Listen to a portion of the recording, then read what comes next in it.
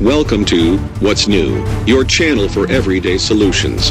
Be sure to subscribe, share and like our videos. This is What's New. The myth of the mega successful college dropout.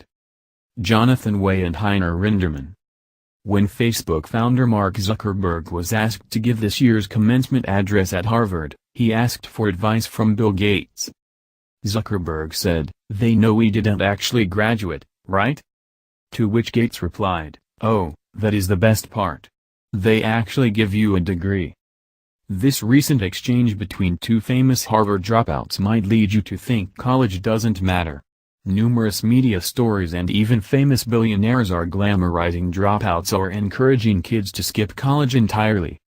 While it's true there are successful college dropouts, statistically speaking, they are not the norm. As researchers in education and talent, we found that the vast majority of the country's success stories are college graduates, such as Sheryl Sandberg, Harvard, Jeff Bezos, Princeton, and Marissa Mayer, Stanford.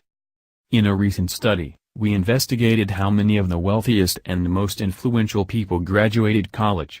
We studied 11,745 U.S. leaders, including CEOs, federal judges, politicians, multi-millionaires and billionaires, business leaders and the most globally powerful men and women.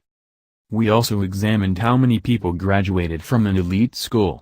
Our definition included the 8 Ivy League schools, plus many of the top national universities and liberal arts colleges consistently high in the U.S. News rankings for both undergraduate and graduate education.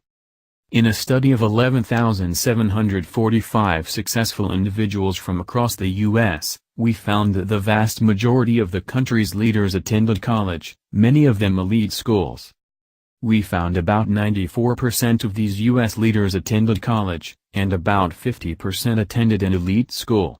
Though almost everyone went to college, elite school attendance varied widely.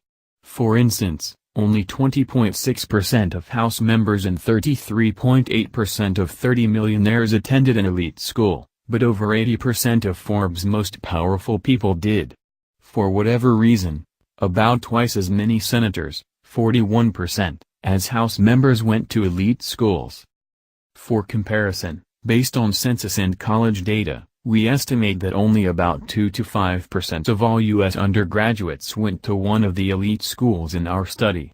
The people from our study attended elite schools at rates well above typical expectations.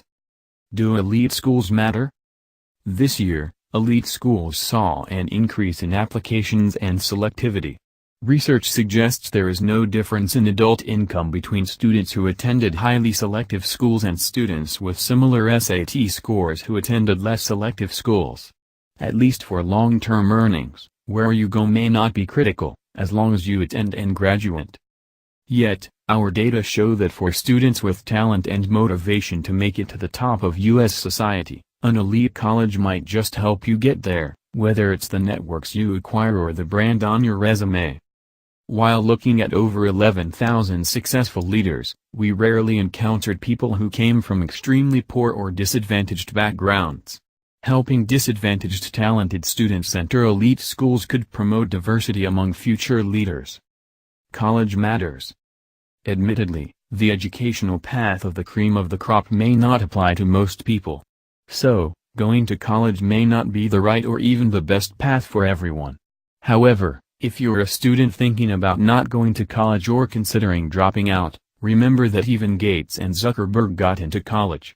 Even if you're not aiming for mega success, doing the work to get into and graduate from college today may open important doors.